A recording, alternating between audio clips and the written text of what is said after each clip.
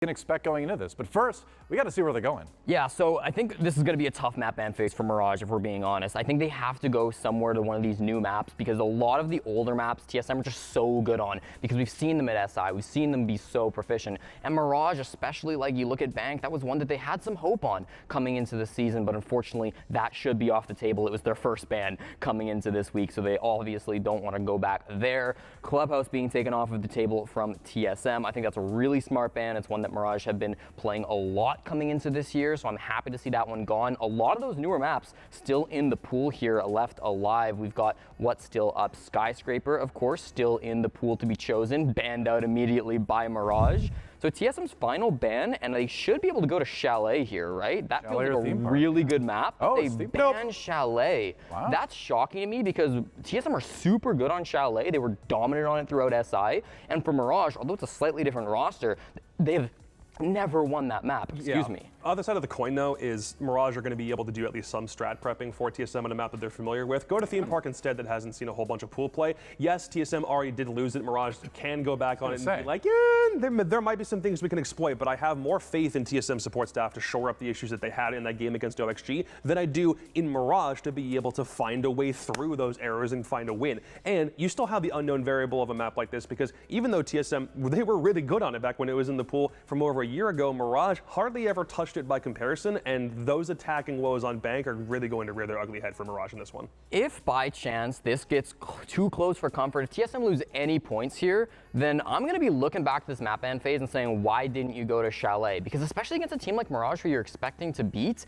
this is kind of a risky play. Chalet's the comfortable map for them, and they go to a map that they just frankly haven't played a ton so far. That's a little risky. It feels like TSM kind of won this, right? Where I wonder almost if Mirage was planning on them picking Chalet, right? Because of the result last week on Theme Park and all that. But now with TSM, kind of sending it to Theme Park, they're saying, maybe the information you got from our theme park match last week isn't too valid. We lost that one. Obviously, we're going to do things differently. So this seems like it kind of counteracts a little bit of the prep that Mirage might have tried to bring into this. Problem is, Mirage have to do two things. Ban out the map that they've lost twice and ban a whole bunch of TSM's already very popular maps. They have a double-sided whammy here. There really isn't a way for them to win. TSM had the option for Battleground, and the only real risk is overall, like you mentioned, picking Theme Park, but still, Mirage is going to get put into a corner no matter how this ban phase went. Well, let's dive into the teams a little bit more. Let's talk specifically about TSM. Now, TSM, of course, had a rough start to the, kind of a shocking start, honestly, to the tournament, taking that loss versus Astralis. But here they are, the world champs, the SI champs, coming back again. And again, they've got one that on paper looks like it should be very easy. But do you feel like there's a danger to underestimate Mirage here? I think they totally could be, but still, it's TSM versus Mirage, right? I mean, this is a team that I think, even though they did start the season off with a loss to Oxygen, I still felt they played a very strong game last week. 57% opening kill percentage, keeps pace with what they were at SI. Achiev's been a big part of that, 3-0 on entry, all of those coming on defense. And he's kind of one of those players that, although his most played op is Smoke right now, he still does flex mostly to those aggressive operators. He leaves some of those more passive stuff to Chala and whoever might be sitting back on site. But I really think that he's been a player that's been hugely strong for TSM, and of course with that combo of Merc and Bolo, they can do a lot of work and bring the firepower that I'm just not sure Mirage is going to be able to bounce back with. And I think we've got some stats for Bolo that we're going to take a look at as well, just so we can get into that a little bit deeper because again, the kind of the star of the show to a certain extent here. Doa, I've been wanting to talk about stats for weeks now. You have no idea. So if I can please bring up the Bolo stats. And what I really want to highlight here is the difference that we've seen from Bolo between his attacking stats and his defending stats. Look at this, 0.35 rating on defense versus a 1.37 on attack. That 0.35 is the lowest rated in the entire league right now. And back at Invite, we saw this as well. He was better on attack, but it was not this drastic. It felt like against Oxygen on his roam games, he was sticking around way too long, getting forward and getting cleared by pretty simple roam clears. And then on attack, he switches things up. He brings out the Finka LMG, and that gun just looks broken in this man's hands. He looks so strong with it, and the roam clear that we saw against Exit from Bolo's POV was fantastic. So obviously, something so lopsided like this isn't ideal for Bolo. We want to see him shaping it up on defense, maybe playing some more passive roles just to compensate for the fact that the roams aren't going his way. But if he can get on that entry point of view with Finka, whoo, he looks so good. The thing I want is for that defensive stat to pick up, because TSM are usually the one to find those defensive engagements, get aggro on a point, ensure that they have opening man advantage to start a round every chance they get. Sometimes that'll, in some cases, be a Merc or an Achieve trying to do that exact same role. But the fact that Bolo is down here suggests that TSM could be doing so much better in that regard. In fact, it was probably the main reason why they lost to OXG on Theme Park last time they played it. They didn't have Bolo getting, you say frags, the number doesn't matter as much, but he's in those engagements, which is nice. He's just losing them, which could have been the deterrent to stop Newers from going ham in his very first Pro League game. That was what we saw make the difference in that, in that contest. And I like how TSM still gets aggressive, tries to play the roamers close towards an attacker's initial entry point, and it's worked out so far. It worked last week in game 2, just not in game 1, and we're going back to the same battleground here, so they just have to shore that up. Yeah, I actually love that we're going back to the same map that they took the L on. I mean, I think it's a good chance for redemption. You don't want people starting to talk about the SI champs and being like, oh, it was luck. It would just happen to be, you know, that moment where they just had a hot streak. They're not that good. Like, if these guys have a bad map, yeah. If you're TSM, you want to come back and you want to rectify that situation, right? Just don't lose. Because if you lose here, it's going to get so much worse for you when you talk about how the community's viewing this squad. So, yeah, I mean, as long as they win against Mirage, then I don't think Theme Park's going to be a question mark for them any longer. Yeah.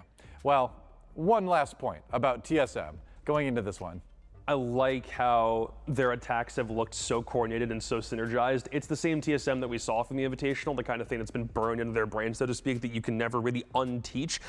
They're always prioritizing that advantage. It happens on attack as well. Like, they'll get super aggressive on the entry. It's just on defense, it feels like a lot of teams don't need to prioritize it as much, but they still do it. So they'll be first in. If they get an early man advantage to start a round off, they probably have the thing won.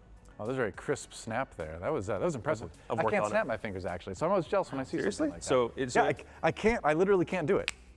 I don't know. I just that was flaccid. You know, that wasn't it. Mine are okay. That wasn't there. Not on your level, but there you go. The more you know.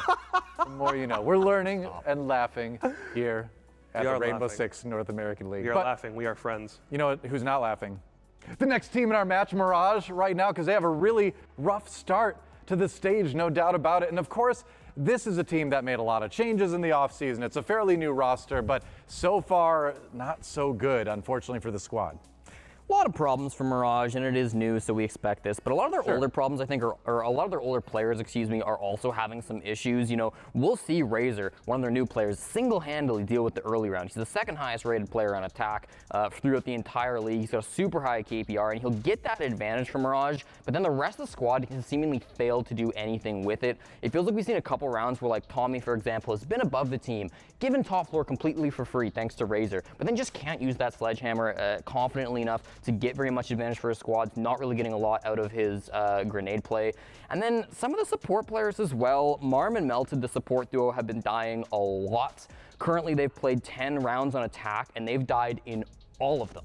Both players. And for a support duo, that really needs to stop happening. These are your players who need opening walls, getting those kits down. It's a struggle sometimes for Mirage to keep these support players alive. So I want to see that shaping up. That attacking prowess is something that needs to get amplified. Razor's nice, but Melted has been a huge disappointment on flank watch to start with. His attacking stats one of the lowest in the league. He's trying to keep pace with the rest of his teammates as best he can, but he's got one attack kill over all of the rounds they've played so far. If we're just looking at their bank performance, very clearly this team is going absolutely nowhere. But they have the advantage, at least from an analytical point of view, of only having played on one map thus far. So if they can, if they can just like ignore this one, use this as a test bench to say we obviously can't play this map anymore, then hopefully something will be different if they pick someplace else. I will say, just touching on the map real quick, if you're Mirage, you're a brand new roster. To be honest, they probably didn't have a lot of time to prep very many maps. So I'm a little worried that they felt that Bank was one of the probably few maps that they had ready for the start of the season, and then they play it, and now it's become a permaban. It's become their first ban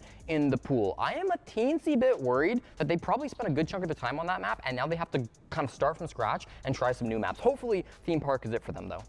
The thing also in this case, remember how I said XSET had one of the hardest 3-game schedules for the first bit? Mirage arguably also had a really tough one, facing 3 expected top 4 NAL teams in their first 3 days. With XSET, we said, don't worry about it too much because you're learning everything about this team is brand new. But for Mirage, because there is a little bit of existing infrastructure with them, I'm more concerned if they can't find a win here. Jacob, I'm looking at your laptop screen right now, and it's not the first 3 days. They played Dark Zero, then Space Station. We saw that. Then it's TSM, then into Oxygen, into Sonic. That's literally top 5 teams in the first 5 days. That's tough. No. Well, I mean, hey, it's rough. You'd probably want to play those teams a little bit later in the stage once you've had a little bit of time to gel and practice. You're not kidding. But then again, you know, trial by fire, right? What doesn't kill us only makes us stronger, or you know, it's just stage 1. There's all sorts of labels you could put on it. I mean, obviously Mirage right now, they need a little help in the synergy department. They need a little help in the individual performance department. What can you do, though? Do you think you can just sort of start to play around Razor? Like, clearly on an individual level, it feels like Razor is the player to watch on this squad. So as Mirage, are there things you can do to sort of like help him succeed more and thereby help the team succeed more? Well, I mean, the only 2 rounds that they had on attack last Playday came from Razor multi-kills. So it feels like the team working around him and his success. Maybe you're forcing defenders into tight corners, but aside from that, what else can you really do? I mean, I like Razor a lot. I think he's a great player. But XSET kind of tried this already. For a good couple of stages, building around Razor, he was their best player, and they got dead last relegated by Parabellum. I mean, I don't think it's a successful long-term plan. They need to get Benji Mula more engaged on the roam, able to trade him up a couple more kills, a little more longevity on that defense, I think. And then Tommy, I think, has got to be stepping up as well. This team has 3 strong core players that can get out and get frags, but so far we've only seen 1. Right. Well, there's a lot to talk about, but there's only one opportunity to make predictions before this series. That's right, and that time is right now. So first, we're going to send it over to our casters. Of course, it's Pengu and Joe. Wait, who's that? Oh my goodness, he's back. It's Intero and Pengu over there. Welcome back, Parker. How are things going? You made it. You're here. Ready to make some predictions? Take on the coin. How you feeling? I did. I feel good. My allergies actually have been very, very bad. Yeah. I don't. Spring is coming. It is. And I mean, back home in Canada, it's perpetually winter, so we don't really have allergies. And then here, I feel like I have to sniff all the time. Yep. I'm constantly. We'll work on that. And I'm trying to sniff out who's going to win this match. And I think I found a scent actually. What kind of scent are you getting, Parker? I think TSM is going to win. Why is that? Why is that the smell that you're getting? Well, I mean, they are former world champions, defending world champions. True. And they are going up against one of the worst teams in the NAL right now. Also objectively true, looking at the standings right now, and sure, TSM lost Theme Park last time they went there, but it's against an OHC who's looking mighty fine, so I don't think you can really say that that was a bad team to lose against. So I will agree, shake your hand on that. I think TSM is taking it up. Thank you very much. I'm glad we agree. I think the big issue is obviously when you look at a team like Mirage, they haven't had a ton of time to gel. They've only played 1 map so far. They played Bank. They're going to Theme Park. It's a new map for them. This core has never played on this map because they weren't a team when Theme Park was in the map pool. So that's tough, honestly. And with newer teams, finding your footing in a 9-map map pool is going to be one of the hardest things for you to do. Absolutely. Well, there you go. Yeah, well, hard to argue with those predictions. We'll come back to you a little bit later to see if you've been correct. Seems like it's probably going to be, but you never know. We had some big surprises last week. So who knows? My analysts. Jesse, we'll go to you first here. Yeah, I mean, I think this is kind of a game that even the second smartest Canadian on the talent pool could probably get right. TSM, I think, are probably the smart pick here. I think Parker probably hit the nail on the head as he's over there on the casting booth. Listen, I do think the map ban phase is a risky move from TSM. I think they could have maybe given themselves a harder time than necessary, but maybe their odds went from 99% to 95. I still think this should be their game. I'm not concerned about the map overall just because I don't think Mirage is going to show up in this lobby against the world champs. It's pretty easy. And yeah, as much as I hate to agree with Parker on literally anything, I'm going with TSM in this game. All right, everybody going with TSM. Hard to argue with that, but there's still one more, not voice per se that needs to be heard, one more entity that needs to be spoken for, and I am its mouthpiece. It is Doe's silver dollar right here. There you go. 1884 Morgan dollar, 90% silver, 10% copper. Thank you. It is a beautiful coin. And it also thing's coming for your job. Right? It's coming for your job too. I forgot to mention that. Yeah. We'll see if the analysts and the casters are better than coin flip. We go left and right. We go heads TSM, right, or tails is going to be Mirage. Let's flip it. Oh boy. It went no. It says tails. Yes! It says Mirage is going to win this. You know, again, it is just an inanimate object. It's not, it doesn't think. See, it is moves the force like of this chance. from the coin will simply lower its record to a point where it is no longer relevant. So I'm very happy it did that. Hey, 60% so far. So it's not doing too bad overall. It's doing as good as me, and I need to fix that. Well, I mean, we'll see. We'll see if you can. We'll see if you can. For now, there's something that you at home can participate as well in. We have a poll question for you to consider. That question being, will TSM bounce back into the top 4, or will Mirage finally get their first victory? The question is, do you agree with the coin, or do you agree with logic? The choice is yours.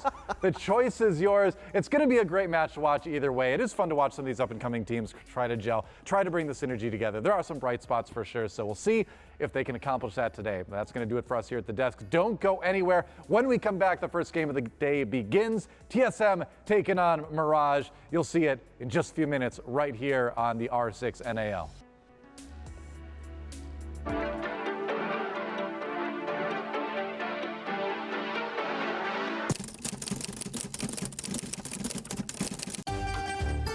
Step 1. Peel. Step 2. Devour.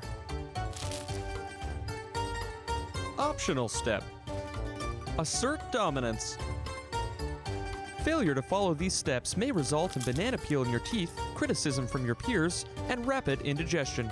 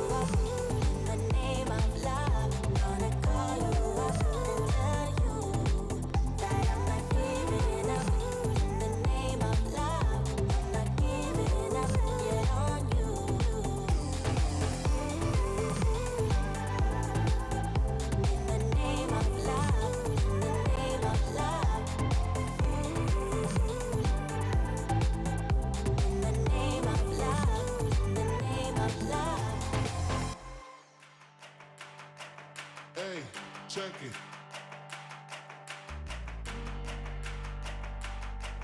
Hey, check it. Put the place up.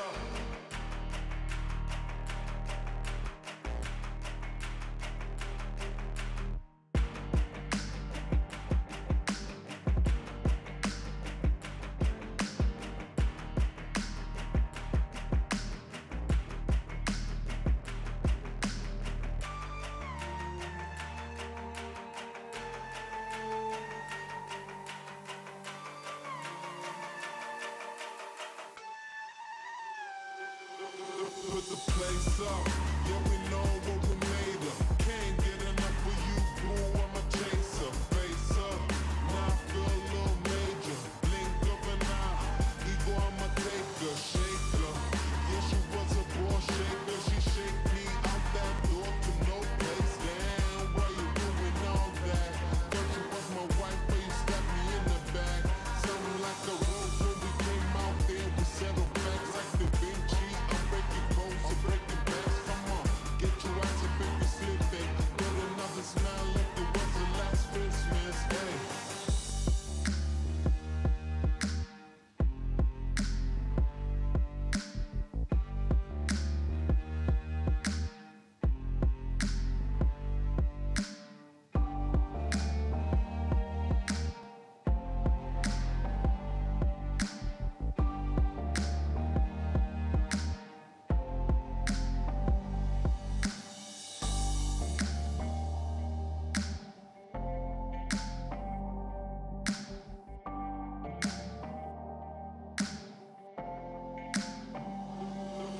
Put the place up.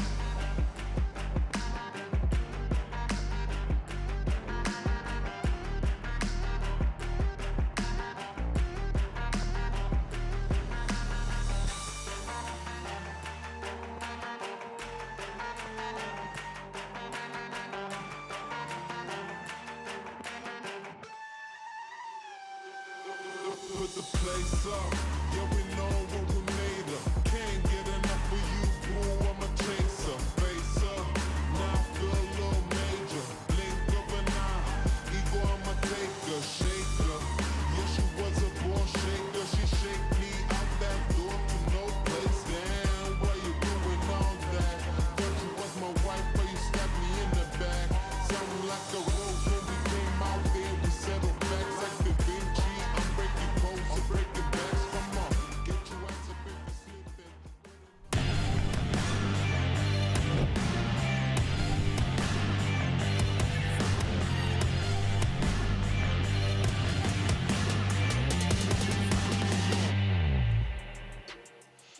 All right, everybody, it's time for our very first match of the day. The defending world champions TSM squaring off against a team that finds themselves towards the bottom of the standings here in the North American League. I'm Intero, joined by Pengu, and we're going to Theme Park for TSM versus Mirage first. Exciting times. Not only are you here now, Parker, thank you. And second of all, as you said, we're seeing like a new team against a veteran, if you will. And Des kind of spoke about it earlier. The one big advantage that we're going to Theme Park for TSM is that they played it the last time it was in the Pro League map pool with the same exact roster, whereas Mirage, well, new team, new players, and they had almost no time to prepare, not only for this stage of NAL, but also just the 9 map pool that we currently see. So you have to question, are they ready for Theme Park? Hard enough for a new roster, even if they're all experienced. Even harder when you've got a couple players on the team that have never played with each other, and one of your main players, Marm, she doesn't have any experience at a Tier 1 level except for the 2 games that she's already played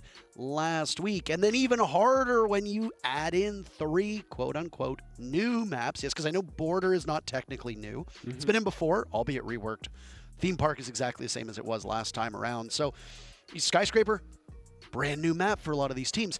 It's tough going for this Mirage squad, and you actually, on your own show that you do, you had Marm on and she talked about how little time Mirage had to practice and gel as a team, and frankly, it is shown over the first 2 playdays. It has, and I believe actually that Mirage has had the least amount of practice or preparation from any team here in the NAL for this season, and yes, they played Bank the first opening games. It was against DC, it was against SSG, it was a 3-7 loss and a 2-7 loss.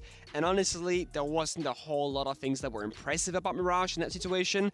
And going into today's game against TSM, well, Mirage's opening ban was Bank. So they agreed. They said, you know what, we don't really like that map with the showcasing that we've had on it. And obviously, if we don't ban it, well, enemies will have no issue taking us to that map again because, yeah. Yeah, if I'm TSM, I'm okay going to Bank against them. Yes, obviously, there are scenarios wherein a team will want to play the same maps over and over and over again. This is something that, you know, that old Team Empire squad. Strats. Exactly. The Sonics here in the NAL last year, if people recall, they went to Oregon and Clubhouse all the time for the first stage of 2021. Yep. Then they changed things up, and all of a sudden they're going to Chalet, and oh, look, they're expanding their map pool. This is not the same situation that Mirage is in. They're playing Bank almost reluctantly. Yes, this might have been the map that they felt most comfortable on, but the scores, as you said, 3 rounds against Dark Zero, 2 rounds against SSG, ultimately not good enough. The man that's on your screen right there is Razor. He has been the bright spot for this Mirage team, and statistically has really only been their good player. So, if he has a good match today, the odds of Mirage remaining competitive go up drastically. If he falls off or doesn't show up, then Mirage are going to be in trouble because this TSM team, yeah, they've had some struggles through the first 2 play days, but they are the world champions, and they're looking to settle in as we go into Theme Park and get our very first match of the day underway, Nick. Woo! And I do agree. I think Razor and Melted from the side of Mirage, keep your eyes on them because they're in the 2 opposite positions. Razor, the top, and Melted kind of bottom. And if we can even out those numbers and get everybody activated on this Mirage squad, I think that's what you're going to need, especially up against TSM, who's known for that holy trio that we saw at Invitationals. The Achieved, the Merc, the Bolo, then you got Chal and Geo on the more supportive duties, of course, droning in and ensuring that things are going smoothly. Well, Bolo, as was noted by the desk, had tremendous stats on attack, Nick, but on defense, pitiful. Only a .35 rating. That is well below what you expect of a player of Bolo's caliber. The good news is that TSM has depth. You talked about it yourself. This is the holy trio. Achieved, Merc, and Bolo brought up quite frequently. Don't count out the support players of both Chala and Geo as well. So if Bolo has a bad day, whether it be on attack or defense, there's usually enough depth there for TSM, and that depth was so evident at the 6 Invitational just a couple months ago. So, well, I guess technically 2 months ago, but we're splitting hairs because it's the start of April. Bands coming in right now, Nick, Thatcher and Jackal, the first 2 banned out, Mira banned, and will we see a Valkyrie? Attacker repick, I think, has had a profound impact on the way that operators are banned. Oh. But this is as normal as it gets. 3 operators that are so commonly banned, Thatcher, Jackal, Mira, and it's a clash to round it out. Yeah, and the clash, you know, this is one of the situations where Theme Park is a map that consists of like long corridors and hallways, and if you find yourself faced off at a clash in that situation when you're on the attacking side of things, that's not fun at all. The Jackal ban, of course, targets the roam capabilities that the map offers, so when you're on the defensive side, well, if you're banning out the Jackal, you should try and get active and stall out as much as possible, and we're actually seeing the initiation bomb site being chosen first here from the side of Mirage, which is atypical if we look back in time when we saw Theme Park last being played in Pro Play. This bomb site was rather swiftly kind of pushed out of that top 3 bomb site rotation over time, and now we're seeing it back here in the opening round. I expect this softball, yeah, you see it right there being opened up with the shotgun. We will be extending across from initiation over to bunk beds. So you want to take as much map control as possible, both on the attacking side and the defensive side. Otherwise, it's just way too simple to attack it. There's 2 main ways to attack this bomb site. Number 1 is going to be to take Cafe. That is one of the most common entry points on this map. And you're right. That bunks portion where teams are going to extend over to. Why? Because that's essentially a beachhead up against that Cafe entry. The other way is in down by Cache on the other side of the map. There is a 3rd way, which is dropping that hatch as well. That leads right into initiation if you want to. But those are going to be your 2 main points to get into this 2nd floor. It's entirely possible that teams will want to clear from the bottom floor up. That is something that right now Mirage are accounting for. Razor is down below. So it's a pretty nice spread here on both the floors. But the question will be to me, How long can Razor hold that map control for? Is he playing to die? Is he playing for intel? A Valk down below almost always signals that there will be a Nitro cell to try and stop the plant. TSM will need to drone them out, figure out where Razor is, and punish him if they want to get the objective down. And together with that from Mirage as well, right? We see the Thorn being brought up from Marm. That's going to give more information, act as a trap operator that can really, like, when it beeps off, somebody's there. Same with Benji, of course, bringing those motion sensors, or beep boops as we call them, further enhancing that Mirage wants to know where TSM are coming from, right? If they walk up a staircase, if they walk into side. And right now, well, they're knocking on the doors from bathroom here. It's going to be a cash attack from TSM's approach right now, and that means, well, Razor, who is roaming the arcade side of things, will not be enabled, and he will fall first as well as Merc finds him for the opening kill. The best rated player on TSM heading into this matchup gets kill numero uno, and the black eye cams will persist, but the Nitro Cell is gone. And as we talked about before we got into the match, Razor by far and away the best player on this team. Thomas takes an engagement on the stairs and loses it as Merc picks up kill number 2. TSM have control of this bottom floor, and it gives them that 5v3 advantage. They've got plenty of time to roll with, just over a minute to go, and there goes an Adrenal Surge as well to try and give them a bit more staying power. And if you're Mirage, we all know that when Merc gets those opening kills and start feeling himself inside the match on the server, that's really when TSM shines the most, right? When your ideal entry, which is Merc from TSM's side, gets the freedom to just take map control, win the gunfights, and make the callouts when to push up from the rest of his teammates, that's when they're going to get really aggressive, and that's what we're seeing here from Merc. I'm very curious to see where these Razor Blooms are going to play out. Marmalade, she won't be around, but her gadgetry will be. Benji, the first kill for Mirage. It's not long-lasting because Merc with 4 to his name. He's one away from an ace. All he has to do is find Melted, who the smoke right now on the retreat. And it's the man who has been mentioned the most in the history of the Rainbow Six. Oh, you saw that? Pro League subreddit, Chala himself, Mr. Appreciation Post. He gets the very final kill, and TSM make that one look really easy. Only a single kill for Mirage in that round. And this is exactly what we are fearing from the side of Mirage, right? It looks really easy, and it looks, if anything, if you look at their gameplay, it looks very simple and very linear in a sense, and every single engagement that they took that round or lost was a 1-versus-1 engagement. And I know Tomas during the interview said that Mirage is bringing a ton of firepower, but I have to disagree. If we look at teams like OXG, TSM, SSG, they bring a lot of firepower in comparison. So when you're taking one-on-one engagements, well, I would advise you not to, right? Try and get that 2-versus-1 when Merc is down below, roaming around single-handedly. Take 2 players, take him out, then gain the advantage, and then you're in the driver's seat, because I don't think you want to challenge the likes of TSM's players in a 1-versus-1. And it showed that first round. Merc wasn't even being droned in for half. No, he just walked in. He just walked right in. It's entirely possible that we missed it, and the first kill onto Razor was done through drone work, but then everything past that was just instinctive, and it was a pretty standard entry. Goes towards 90, goes up yellow stairs, gets a kill, holds vending machine, gets picked off by the opening that was created in that wall next to vending machine, and then you're just playing to die. I'm a bit bummed that we don't see another Thorn here, because she's an operator whose pick rate has not been particularly high. For those of you that are tuning in, maybe you're a TSM fan and you haven't seen a Thorn active yet. Thorn is out of the operator quarantine, so she is playable. The Irish operator with 3 little Razor Blooms that go down, and they take a while to detonate, but not only do they do damage, more importantly, they can act as intel, similar to Kapkan traps and goo mines. Yep, and Illa mines, or the Grismot mines, right? And it's one of those, they work in 2 ways, as you mentioned. They can do damage, they give information, but overall, she also brings that deplorable shield. Her weapon hits like a truck on the defensive side of things, almost like an attacker. It can insta-gib you if you're too close to it. Yeah?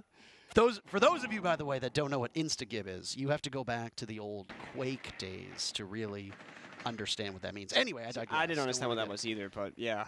Insta-gib, for those of you that played Quake, Team Fortress 2, that sort of stuff, you'll know what it is. Jesse Chick, obviously, big Team Fortress 2 fan. He's going to know that one. All this is happening, by the way. Spam marks going out in abundance. It's a different bomb site this time around. They don't, but they're still going to play upstairs for Mirage over towards initiation. That's where we saw Benji making what could be his last stand. Yeah, and we have to extend over our across in this map in particular. We see that Benji now finds the kill off Merc. That's the engagement that you need. You have Prep C4 inside security. If Benji gets pressured, that's Razor down below trying to assist Benji in this extension. But Benji, how long can you stay alive for? Because I doubt you're going to get out here. Oh, there were too many sights from TSM looking in that direction. Benji gets taken down by Achieved. Looks like this might be that top floor component around Dragon held by TSM. Their pace is a little bit more sluggish than in the previous round. There's less than a minute to go. And this is a thrown defense. So the more typical bomb site that we see teams playing off of. It's interesting. Sorry, Marm has a spare Kite Claw in her pocket that could have arguably been used at night the hatch there, but they chose not to, so they have something else in mind, but they're falling on the side right now. Well, Merc got a 4K in round number 1. Achieved's got both kills so far in this round. Some heavy lifting from these teams and these individual players. Downstairs in maintenance is Razor. That Nitro Cell might be good if he just needs to pull the trigger, but he's lost his opportunity. Instead, a gunfight is here waiting for him. He gets Chala off guard, and that's a 3v3, setting us up with 15 seconds to go. Adrenal Surge instinctively goes out.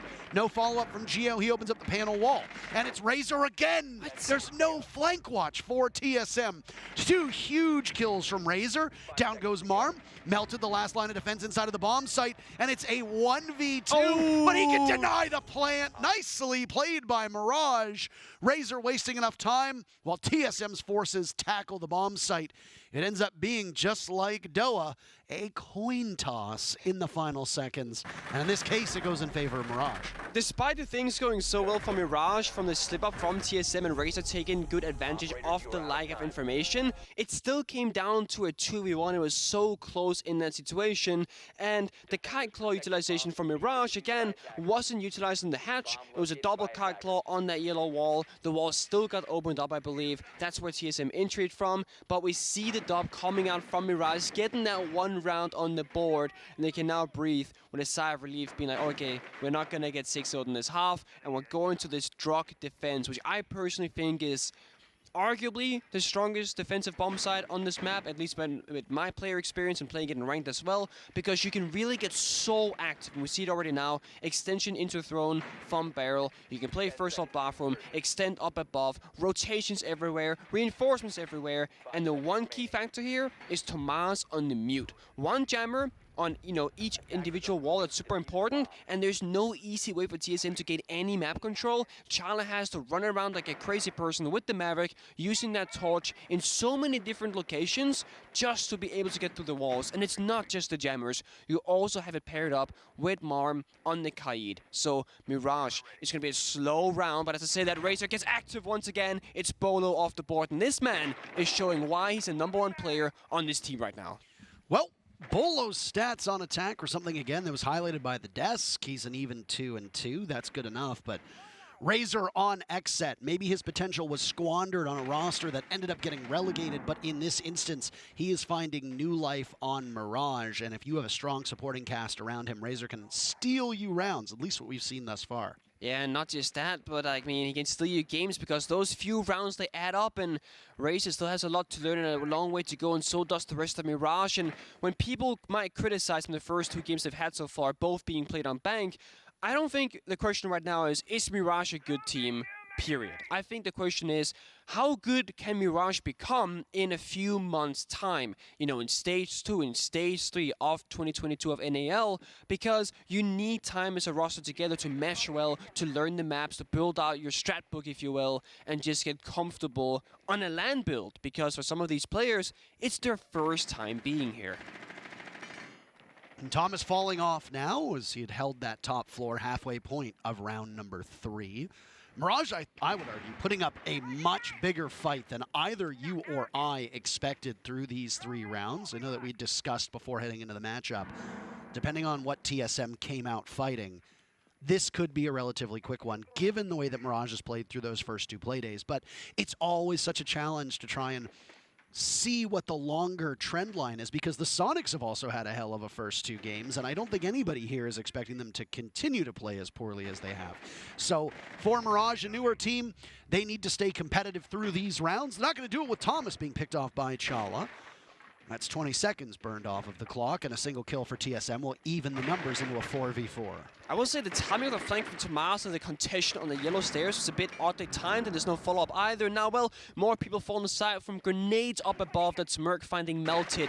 That's going to make their life a bit easier because that's smoke off the server, and Marm follows as well. And Marm was deep in the middle of the bomb site. That means that the final players from Mirage are going to need to retake. Benji spotted out, and all he can do is fight back with a UMP. Those are dire straits, and you know that he's not in a good position. On a sliver of HP now with 15 seconds to go, Nitrocell topped out by Razor. Hopelessly, nobody's able to prevent Geo from getting the diffuser down. Another kill to Razor's name, but is it impactless? Yes, it is. Merc says that's enough for you, and that's enough for the round for us. TSM goes up 2-1. Yeah, and that's a swift one. That's off the opening kill from Razor as well. That round from TSM was played 4 versus 5, but when we look at that in retrospect, it didn't seem like they were down in play at any given moment in that round. And again, Tomas flanking that yellow stairs with like 50 seconds left in the round before anything really has been done from the side of TSM in the vertical play is a bit puzzling. Not only are you doing it completely alone and isolated, but also there's no real follow-up. If Tomas had walked up the staircase and found a kill,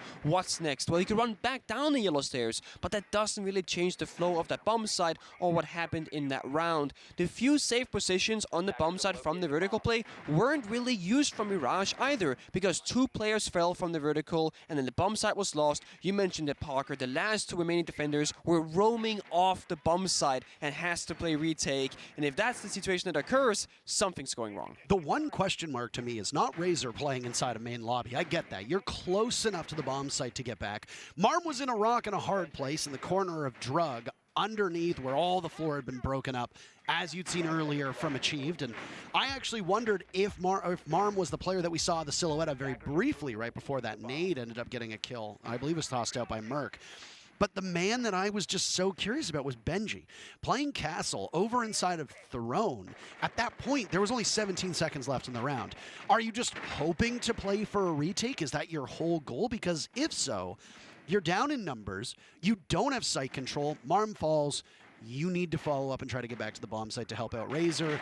But the call might have been made, and maybe it's us throwing Benji under the bus when in all reality, it was somebody else making that decision for him. I'm not sure, but still puzzling nonetheless. It's always a difficult situation when A, you're roaming, when do I fall back, how long do I stick around, and then 2, how long do I keep control of this very important area that is that Armory Throne situation where Benji was finding himself trying to hold down the yellow stairs? Because sure, Armory Throne is a very important part of that drug bomb site, but in that particular situation with 17 seconds left, I agree, maybe it's time to surrender that area of the map and get closer to site. But that won't matter this round because we're back on this Kid Storm's defense. Sorry. I was going to say, Nick, we have arrived. We have 4 rounds. Bomb sites. Sorry, 4 bomb sites. 4 rounds, we have seen all 4 bomb sites now show up. It's a similar hold, if not a bit of a mirror matchup, as that panel had been opened up previously that you just saw on your screen and was being held on that initiation and office defense, which is probably what you were referencing all the way back in round number 1. So even if it's a different bomb site, you end up with it looking very similar. Same way, yes. And I will say, that was not me mistaken. I just simply messed it up. I even wrote down initiation on my paper here, so I'm just a goof. But either way, you do it the same way. You extend over, as you mentioned, Parker, and we're looking at this like in reverse. So we're playing on this side of the map instead. We're holding down prep, we're holding down the Kid Storms, and we're holding down bunk beds. Melted up close and personal. Was able to toss out those toxic canisters as need be. I like Merc on this Nook, an operator whose pick rate is not particularly high, has been banned on a number of maps, including Bank that we tend to see. Able to just evade a line of sight. Nice shot from Bolo. Benji playing a little bit cheeky with that my disc, but Razor fires right back. If there's anybody on the benches of Mirage who can return fire, it's Razor, and they're going to need another big kill out of him, at least before the remainder of his HP is taken away. Yeah, they're doing now. Merc creeping up, and they don't know that he's here because it is that Nook operator. He cannot be seen by cameras or anything else, and there's nothing to stop him on that yellow staircase. Toxic Babes coming out, yellow pings as well. Merc has to find this gunfight because there's no support just yet. Geo finds a kill to Tomas, but it now left Melted in this 1 versus 4, and then he gets taken down to Marm, 1v3. And Marm is done and dusted. Chala punishing her. And that's the ball game for that round. So the only successful defense so far for Mirage came on that Throne bomb site. At one point, the most picked bomb site here on Theme Park. So that said, you lose 3 of the 4 bomb sites. What do you do? I mean, I would take a timeout, right? And guess what Mirage just did? They took a timeout. So Mirage is going to try to settle things down and talk to what, I mean, at this point, what can you really do structurally? What's going wrong with Mirage's setup, Nick? I think a very simple question you might need to discuss in this timeout is just where do we spend our next and our last 2 defensive rounds? Because your goal is to try and get as many rounds on the board in this defensive half as you can so that you're allowed mistakes on the attacking side. 1 round is not enough because attacking on Theme Park should be extremely difficult, even though I do know that TSM is making it look rather easy. So I think the main question is, again, what side do we go? It absolutely is. Mirage obviously starting on defense. I go back to the old days of Theme Park being a defensive fortress. Yes. But attacker repick really does shake things up. And I will say, this is my first time casting since attacker repick has been added. And boy, it is a brisk pace. It's so swift, right? You're going straight into action. That was a 1-minute tactical timeout from Mirage. It still felt rather fast because you're straight into the action. No, reveal phase and 6-pick phase into the drone phase. We're going straight into drone phase, attacker repick. Attackers can now change all their operations if they want to. So far, only 1 change. Geo from Ash to Thermite, keeping it pretty simple so far. It's interesting because there is that brief reveal phase that we get to see, right? And you look at it and you go, okay, well, TSM isn't actually bringing any hard breachers. That's a bit odd, isn't it? But no, we were psyched out. Geo picked up 2 kills in the final 2 rounds that we just witnessed and is now going to go back onto that old, faithful, and reliable hard breacher. Back down to Throne as the bomb site that worked best for Mirage appears yet again. If Mirage fail to win this bomb site, they can go to it yet again in round number 6. If they win, it's locked, and it gives Mirage 2 rounds both times on the same bomb site. The issues were not here. When, again, I'd like to remind you, TSM lost the round when they failed to account for Razor on flank watch, and guess where Razor is? In the same spot, in security up above, getting droned out at the top of Dragon Stairs, and he manages to get away from that player that TSM had on the windows. He just legged it, Shift W away, because he said, you know what, I cannot fight this LMG on this tight angle. And Benji, he then chooses to stick around in the same similar position and might find himself the exact same way out as that of Razor. And yep, it's down to first floor of Dragon statue here instead, and back to side we go. Right? We're not going to mess with that too much, but Razor's still actually sticking around. I really respect the guts on this player. Well, I mean, this is the crucial spot, right? I don't know if they're saying that there's a pre-play C4 there or just showing us that the hatch is broken open, but you've now scared Razor off of that position upstairs, inside of security. He's gone back down the Dragon Stairs, might play close to the bomb site. We saw him before. He was in maintenance as well, which is that adjoining L-shaped portion of the map where there is a very high priority for these hard breachers, which is that maintenance wall that leads into the back of Throne. That doesn't seem to be a focal point for TSM right now. We're just past the halfway mark, and TSM is frankly spread out all over this map.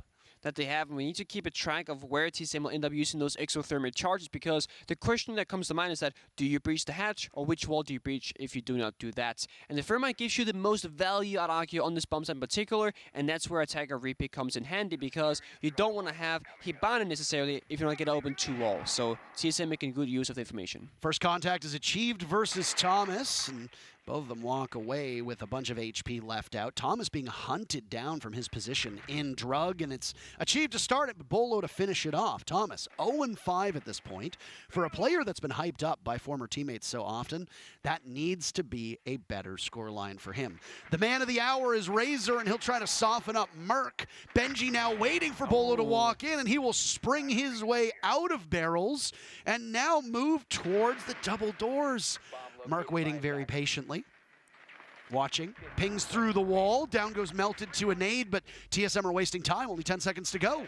Where is your acceleration? Geo taking some damage, but down goes Razor, Benji falls, Merc also off the board. Marm holding court at the back of Throne. Is she the queen for it? Yo, TSM get the kill at the last second. Marm goes down almost as Geo gets the diffuser planted.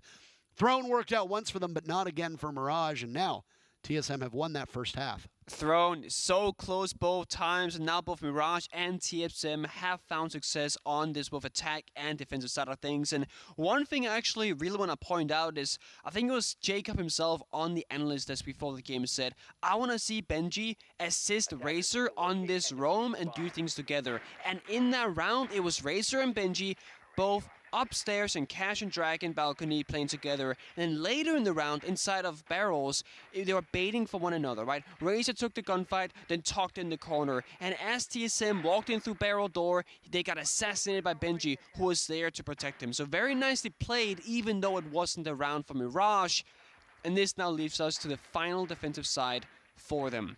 They're back where they started, initiation. They're extending the same similar fashion to the west-hand side of the map, and they have not found any success here yet. They need to do it now. On the side of TSM, we see Doka AP being changed into a Flores and Merc changing back to that Diana. So they want to get that soft utility, right? Clear out the shield positions, the reinforced positions, and try and make their way through the map. And I think it's great because when you have enough soft utility, you can choose either side to attack from. As you mentioned, Parker, there's two typical approaches, either the cafe side of things on the west side, or the opposite here in the cash balcony on the east. And TSM looks to be favoring the east side so far, but you can of course rotate through the roof as there are two hatches available to you that you can blow up open and then drop down. Well, both Thomas and Razor look to be shoulder to shoulder. There goes the hatch inside of security. The control panel shown.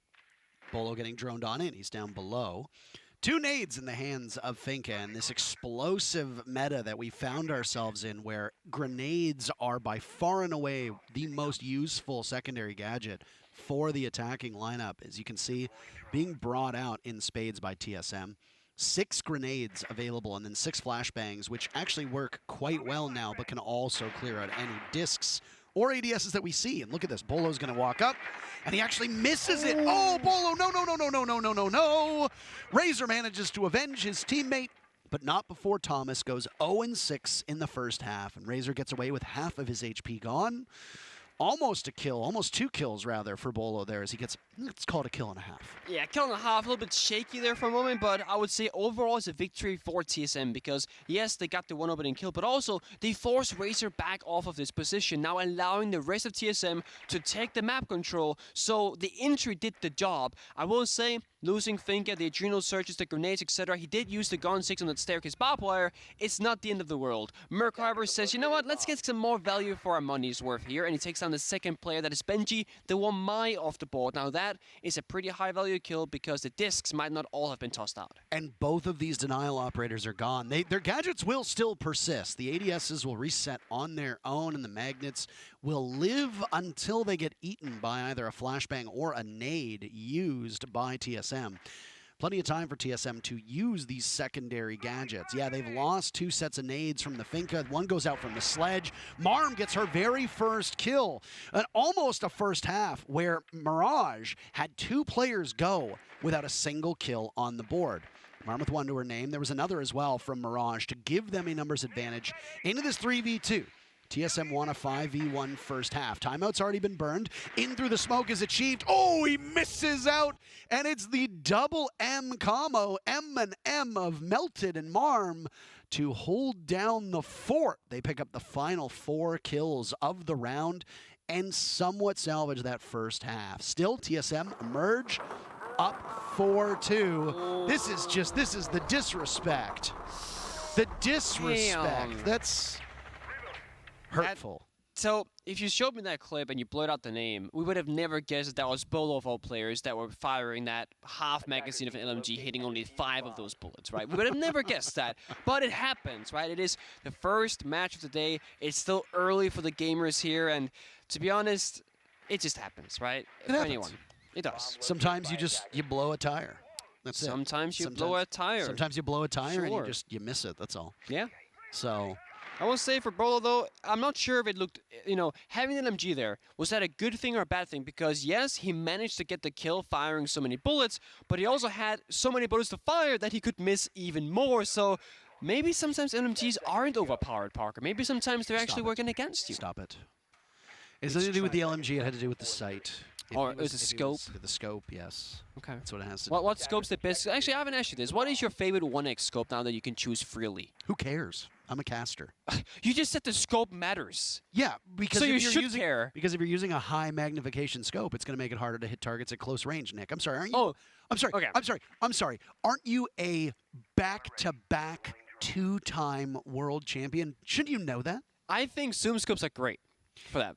Whenever you can use them, you should be using them. You don't need to be Fabian at all to know that you want to go with closer, smaller sights when you're in close range. But you can't just choose when you're taking a close fight. So like you gotta choose the overall arcing goal of the round, right? And that overall arcing goal is to get the opening kill right now. And Benji does this. Then it's Bolo. We just said is the man's name, and now unfortunately he has to be on cam duty. And there's a number that we will continue to reference for the remainder of this matchup. As now TSM sits down a player. It's Bolo.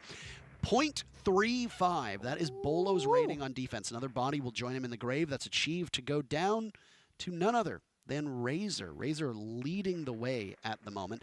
Benji having a very strong game. And again, if there are win conditions for Mirage, Benji showing up is absolutely one of them. Certainly, and I know that Theme Park has only been played once so far here in Stage 1 of the NAL 2022 season. There was TSM OXG, but in that single game, it's actually an attacker favorite. Oh, we're rushing side. Okay, well, they're just in the middle of the bomb site. Razor cleans up, and these players from TSM have been boxed out. Next one to go down is Geo.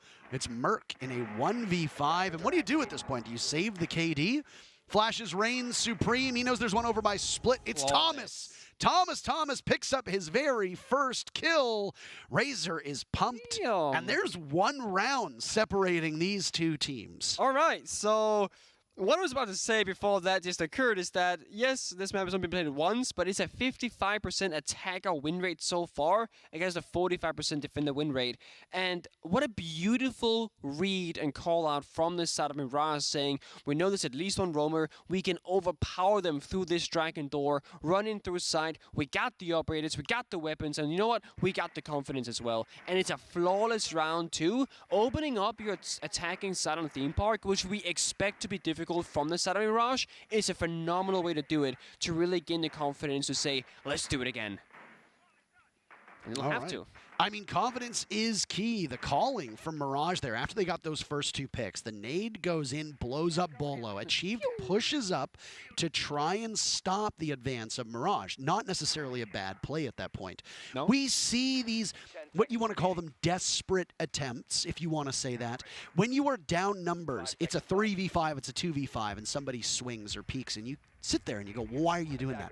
Because you need to take chances at that point. If you're sitting there in a 3v5, you're going to get overrun most of the time unless the bomb site works in your favor. There are exceptions, of course. Yeah. In that instance, TSM decides, let's try to even the numbers out. It doesn't work. They go down a 3v5, and Mirage immediately pivots and says, we have the opportunity to push into the bomb site. Let's do just that.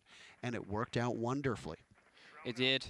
And call them desperate plays, call them hero plays, whatever it might be, but you are correct. When you're down manpower, your job as a team is to try and leverage it back so that you can even up the numbers. And there are many ways to do it, right? It could be through single-hand aggression, it can be through a flank, it can be through a multitude of factors such as a coordinated aggressive attack from multiple members.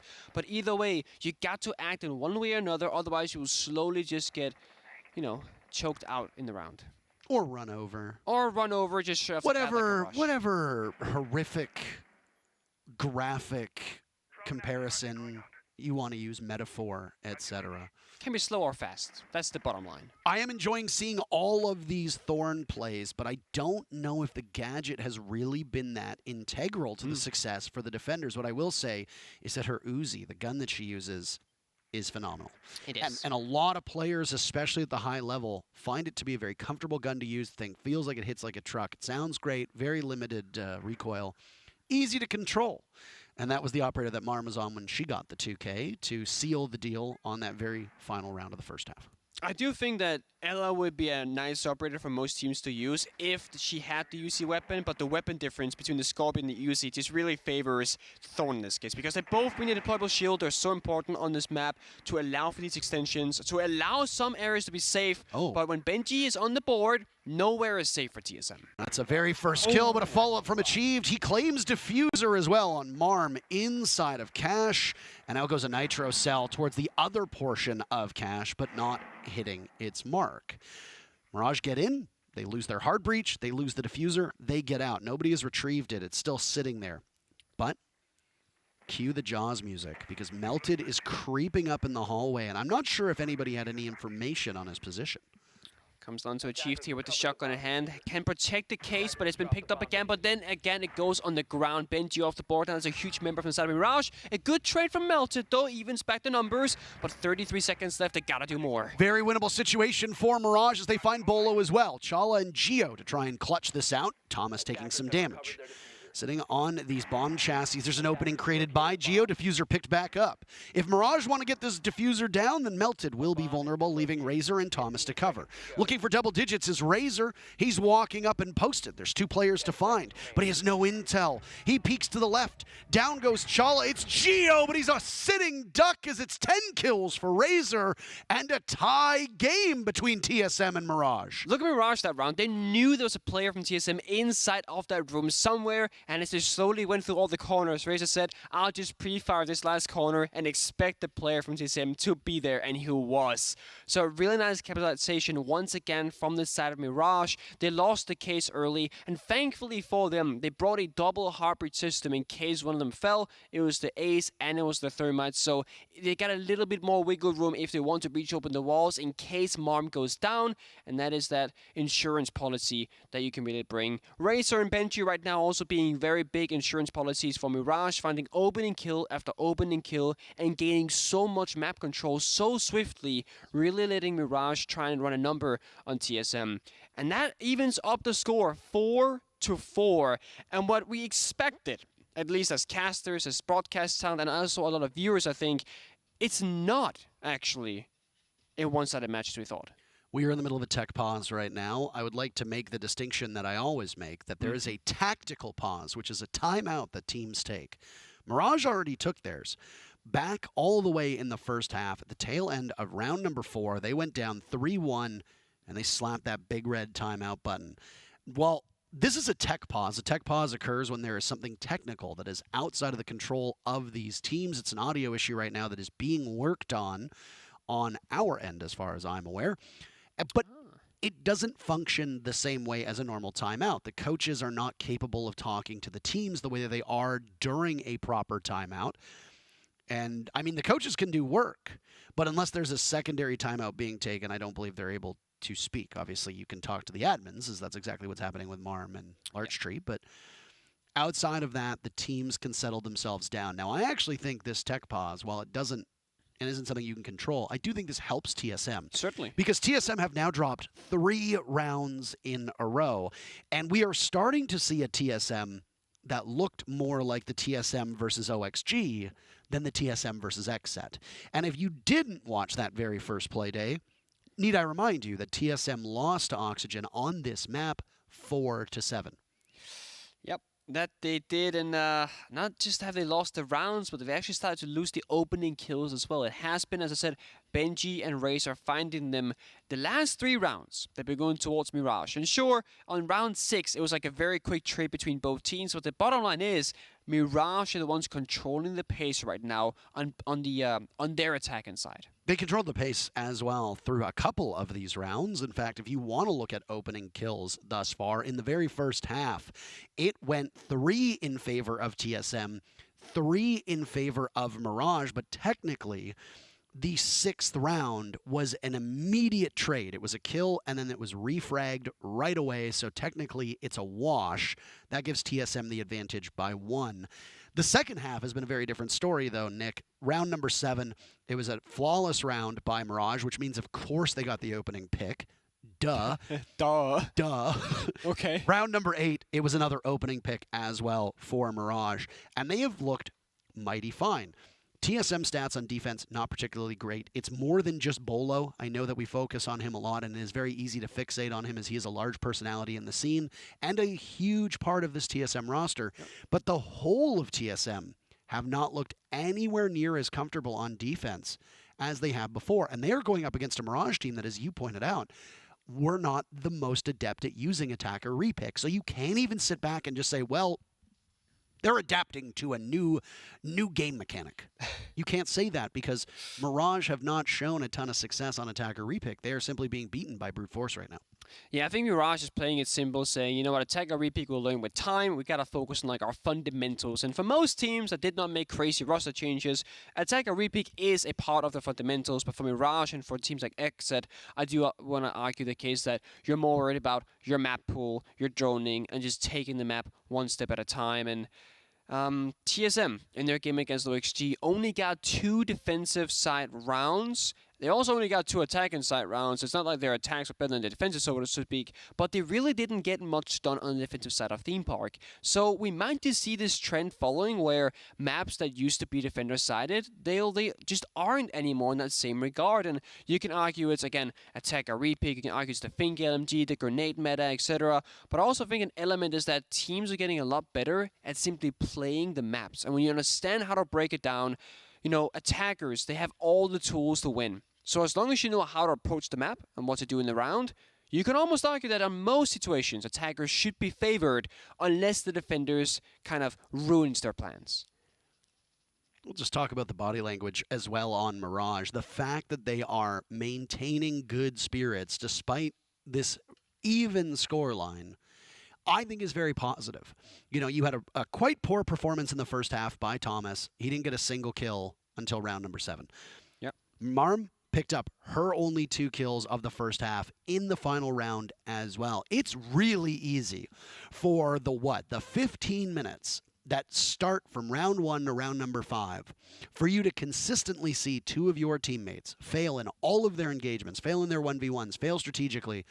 It's very easy for you to get resentful or to get mad, and that to be on display. If that's something that Mirage is feeling, they are not showing it right now. Both Razor and Melted have been smiling and laughing, which honestly, there is a healthy poor tilted, frustrated at your teammates, etc.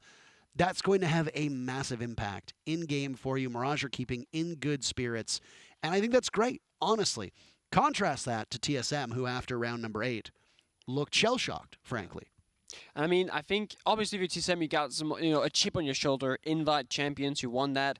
You didn't have a great time domestically in NAL all of last year. It was really a, uphill battle for TSM. And when you look at Mirage, when you have someone like Tomas, who's like the hype man, right? Who like yells and screams, and he'll probably say, next round I get my first kill. Like, I don't really think that he is too bothered by poor performances of his own or his teammates. I think he does a good job at kind of enforcing positivity and that reinforcement. And when you got young, new players, I think that could be very lethal, because look at the player camps right now. I mean, they're smiling, they're laughing. And we see TSM, and as you mentioned, they're waiting, right? Sourly waiting for the match to begin again so that they can maybe come back or maybe just lose quicker.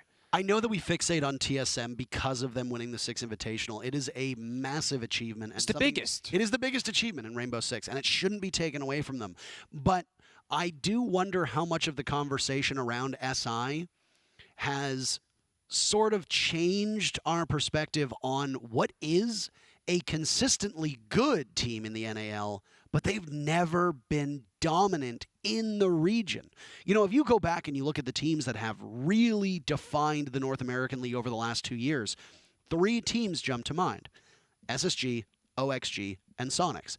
TSM has never really been in the conversation for best team in the North American League always. They have consistently had domestic struggles. They had it against OXG. They beat up on XZ, but XZ are currently the worst team in the league at the moment, dead last. Okay. Mirage are not that much better than them in 8th place. This is a Mirage team that only have 5 rounds through their first 2 play days. Well, they're 1 round away from tying that right now. They're at 4. So is this a resurgence for Mirage, or is this just simply TSM once again showing that they have some struggles domestically? It is a good question, and it's going to be hard to answer. You can also argue that maybe TSM just aren't that pro-efficient at playing Theme Park. It could be that simple. Maybe we are overvaluing how good TSM could be on this map, because when you look at Playday 1, the opening game, Sonics Astralis, we thought Sonics would be good on Skyscraper. They got demolished by a single man called Iconic on that map. So Lebronic, as he calls himself. Or that. Lebronic. Lebronic, yeah. He's a man of, I would say, few words in person. He's kind of shy, but online, he talks smack. Yeah, I mean, and he also does a lot of his talking in-game, which is a lesson a lot of you. Oh, yeah. Talk less in chat. Talk more in game. I think that's pretty sage advice.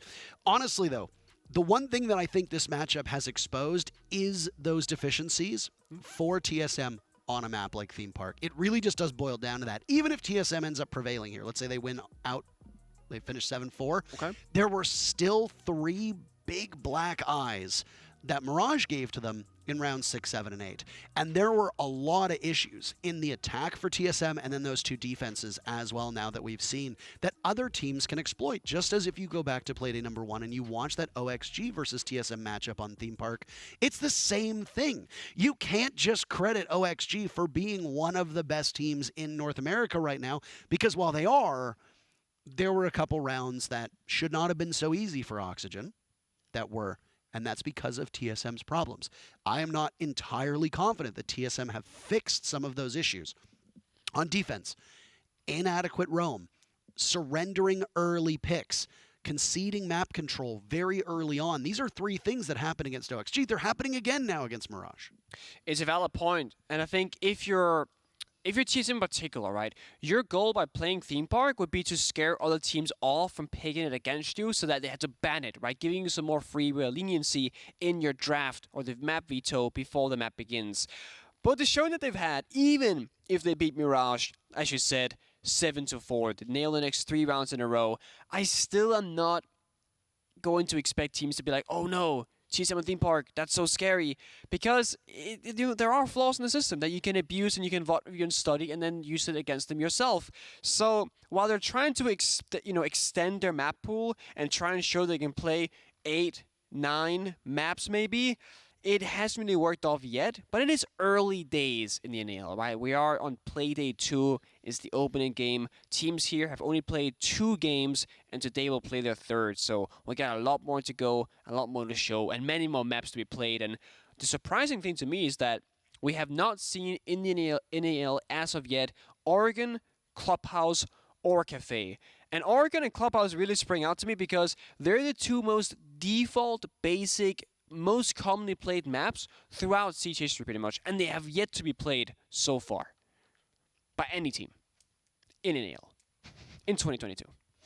You know, I gotta say, as hard as it was to sit at home for Playdays 1 and 2, how hard was it? It was so hard. It was so hard. I'm so sorry for you. So glad you're here now. Very hard. Getting to see other casters and getting to hear, more importantly, other casters cast Border and Skyscraper, it made me green with envy. I got to say that much. The last time oh my God. I actually wonder the last time I casted Skyscraper. It must have been 3 years ago. Yeah, I mean, it had to be, because it was removed like basically 3 years ago, I think. Yeah. Long time ago. I would love to go back, actually, and see the last time that I ever casted Skyscraper. It'd be very interesting for me. It's nice to see a new map pool, having a refreshed set of maps come on in. I know that it can be divisive amongst the viewers. I know that it can be especially divisive amongst the teams. And let's not kid ourselves, by the way. Teams will advocate for bad maps, quote-unquote bad maps, to stay in because they're good on them, by the way. Bias. We saw this with Skyscraper way back in the day. The teams that voted, I believe it was in Atlantic City when the first conversation came up to get rid of Skyscraper, the teams that wanted to keep Skyscraper in were all the teams that were good at it. Yeah. And everybody who just didn't play it, well, they wanted to get rid of it. So bias, obviously, plays a role. We're still in the middle of a tech pause. We're going to toss to a very short break, and then we'll be back with it hopefully resolved. Sit tight. We'll be back in a couple minutes. Scoreline might surprise you a little if you haven't been watching it all. It's 4 rounds for TSM and 4 rounds for Mirage. And TSM are now on defense. They've dropped their first 2 defenses to Mirage, and Mirage on attack. Quite convincing. Yep, and it's been kind of a back and forth situation for both teams because TSM got the very opening round of Theme Park, and it was like, okay, TSM stumped, they're gonna go far, right? It looked very convincing. And then the second round, it's a throne defense, comes all the way down to a 1 versus 2, where TSM are planting on the 0th second of the round, and then, what do you know, one player from Mirage is in a corner, kills the planter, and the Mirage is on the board. Then it's TSM domination, 3 back to back to back, and then Mirage, to get the very final defensive round, making it a 3-2 side in favor of TSM. But then, Mirage and Attack, they are storming through TSM so far, picking up the first 2 attacking rounds, with both opening kills going to their favor. It was a Throne attack and a Dorms attack, and now we'll have to wait and see where that third defense will come. Everybody is back at their seats. It looks like they're locked and loaded, and we'll get underway with round number 9. Woo! The defenses so far for TSM started them off on Throne, then they went upstairs to Bunk, and now they go back downstairs to Drug Lab. Drug is something that we've only seen once so far in this matchup, and that was an attacker win in that previous situation. We'll have to see if TSM can actually kind of change that up and find the first victory on the defensive side of the bomb side. And it's a similar story to that of Mirage. They're extending up above, they're extending over and out, trying to gain as much map control as possible, and then forcing Mirage to choose how they want to approach the map. And then you can flexibly play around that if you're TSM. I think the main factor here is if TSM don't get open and picked very early on and keep that numbers advantage, or equal numbers rather, then they can actually play the clock down. Whereas if you fall early, I think Mirage will just bulldozer through. Well, site setup still going on now as we are into live action. One operator I really want to focus on, and a player in particular who has been carrying the weight for his team, is Razor playing Osa. Now, how do you see an Osa get played out on this bomb site in particular? You've got 2 of those shields to put down. Where are they going? It's actually interesting because I don't think Osa is that great of an operator for this particular attack. I would assume you use it for the roam clear, or kind of like as that multi-entry shield trying to gain information. If I had to put the shield somewhere, to be completely honest with you, Parker, I actually don't know. I think you would have to reach close to the bomb site to get it used. It will be a Monty usage right now, trying to take a fade. That's a start. And look at that. Razor, not exactly the result that they wanted. Bolo is the one to take on the hordes of Mirage bursting through Cafe. Half of the HP of Osa's been wasted away. More, actually, because there's an adrenal surge to go. And maybe give a little bit more HP to Razor.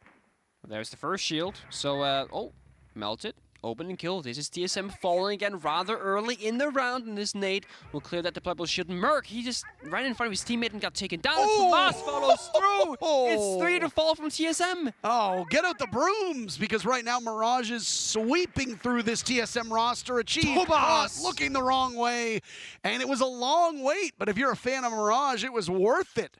How about 2 flawless rounds so far on this attack for them? Mirage have done something that was unthinkable before we started this match. They have the lead.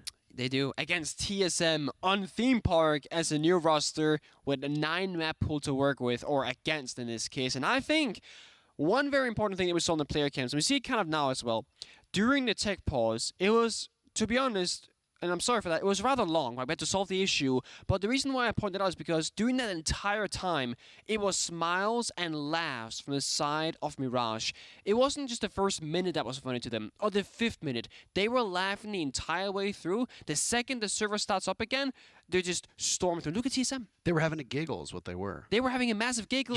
You know who's not having a giggle? TSM aren't having a giggle at all. Not having any giggles. They look like they messed up, they spilled the milk, and Daddy's angry. That's Poti behind them right now saying, guys, what is happening? How angry is Daddy? Too angry, Parker. This is a giggleless team right now.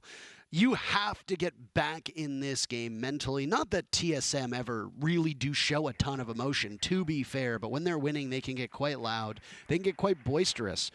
Hasn't been a lot of winning happening for TSM. The last round that they won was all the way back in round 5. Yep. And since then, 4 rounds in a row by Mirage. The numbers are quite good. They have every single opening pick except for back in round number 6 when it was a draw, essentially. They traded out immediately.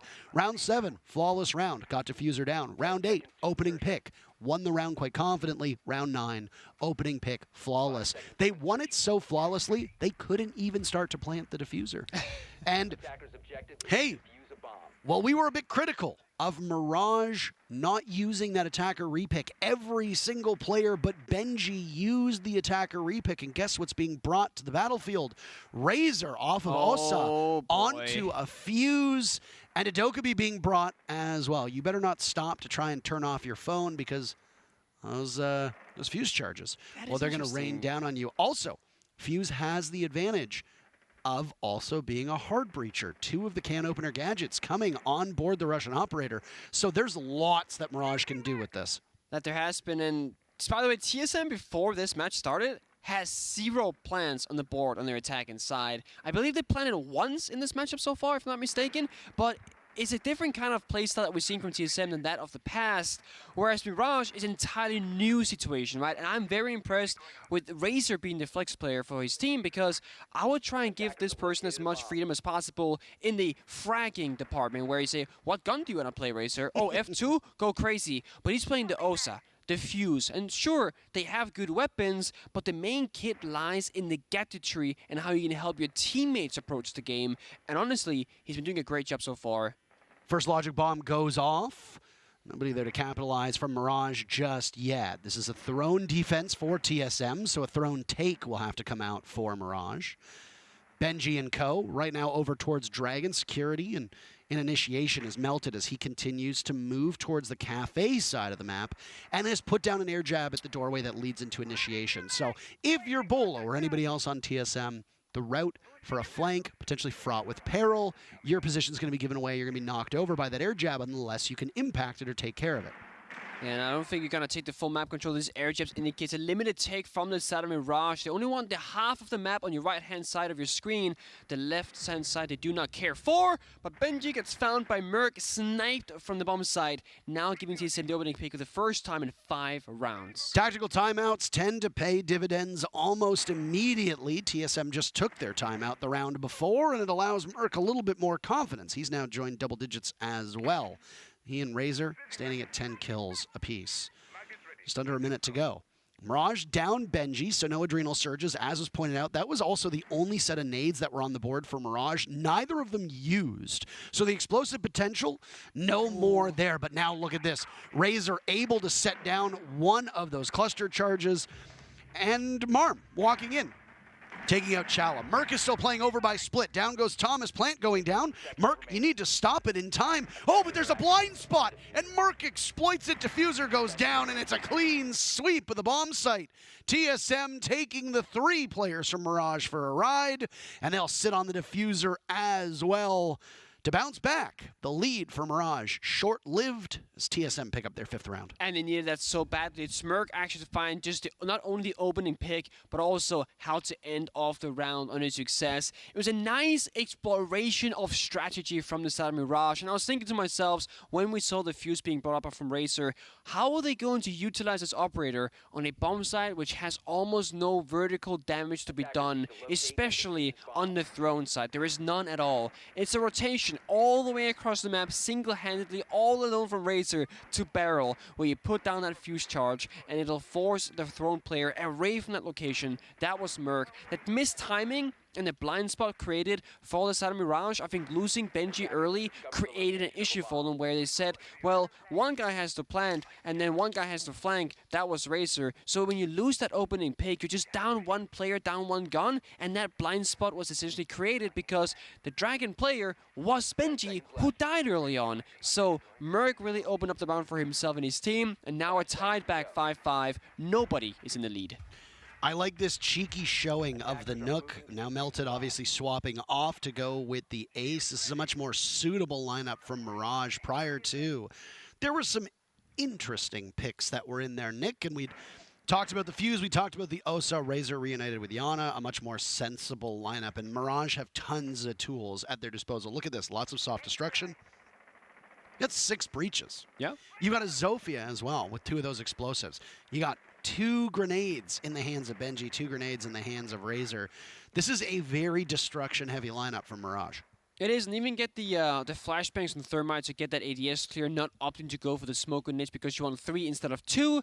And they keep bringing that insurance policy of double hard breach. It was the Fuse with the hard breach secondary gadget, and it was the thermite. Now it's the thermite and the Ace. And I like that because if you lose your hard breach, it's almost like being back in year 1 of Siege. The round is over. No walls can be opened up. But then again, the way TSM are playing these defensive rounds, they have a lot of soft walls and rotations because they want to extend out. So I'd almost argue that losing your hard breach isn't the end of the world. But of course, having it available will always help you out.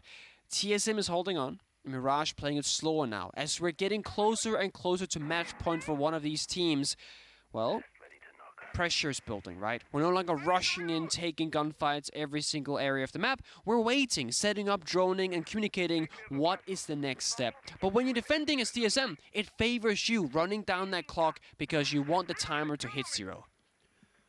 Merc at this power play position right next to the vending machine. He's got a long line of sight through initiation, or through office rather, into the shower stalls.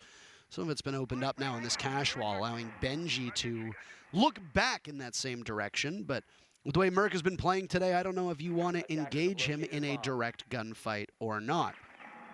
Bit of hesitation right now for the Finka. A minute to go, and a bullet whizzes past his head. They know that somebody from TSM is playing over there by the top of yellow stairs.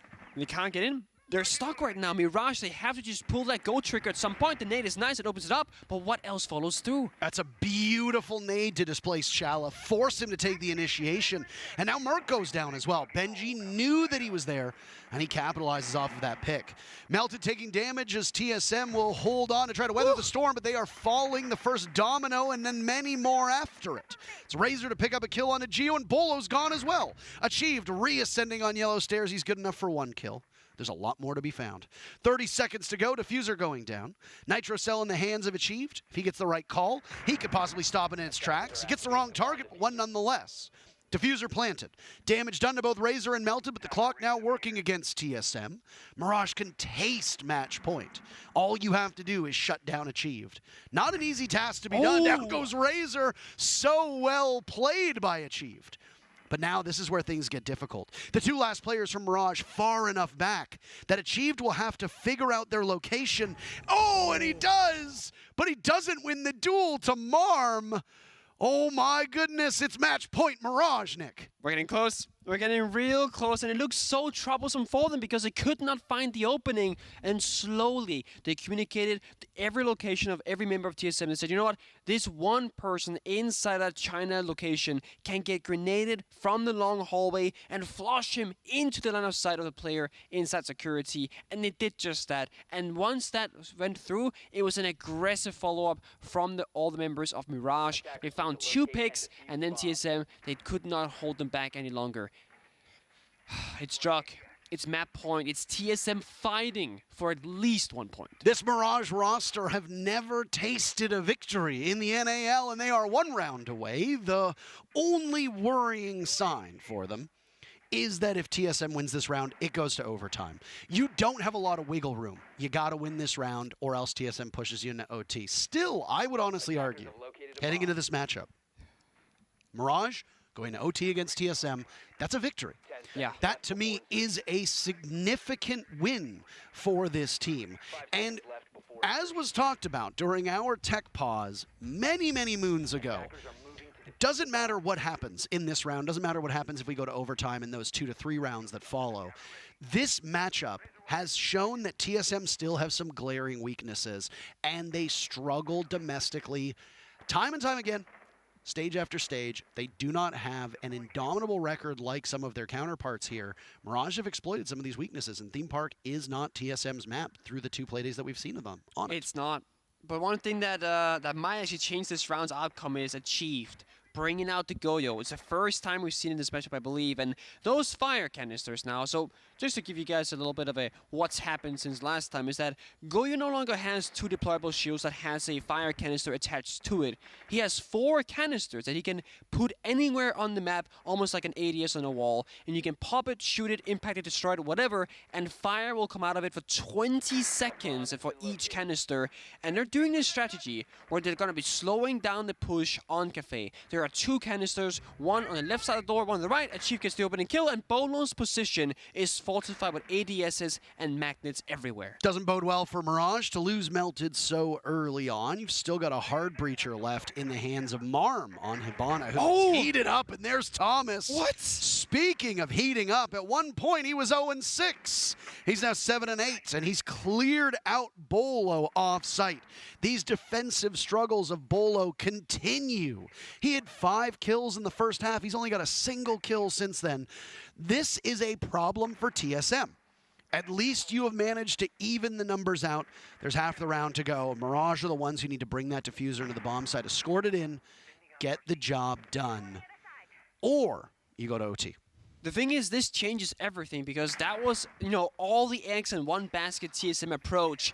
And when Tomas is dropping down the hatch, punishing the fact that no one from TSM is supporting Bolo on this position, that's just going to buy them so much extra time that normally they would lose. The 2 canisters that are put inside of Cafe are still there. They have not been popped, but the ones in the side, they will from the vertical. I just saw some of the flames go out, so a bit of staying power that TSM could have because, as you said, that's 20 seconds. Those are an eternity in this game. It might as well feel like an entire round.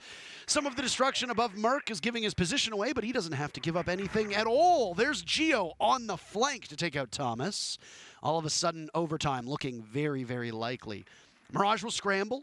Marm outside of the building to get towards the bomb site with that diffuser in hand, leaving Benji and Razor to do the cleanup work. And they're doing that. Marm taking matters into her own hands. Chala falls after achieved. And it's Geo and Merc. Merc in the corner. He takes down Benji, evading the fire. Diffuser goes down. 45 seconds to determine if Mirage walk away with their first victory of the NAL in 2022. And it's looking even more likely.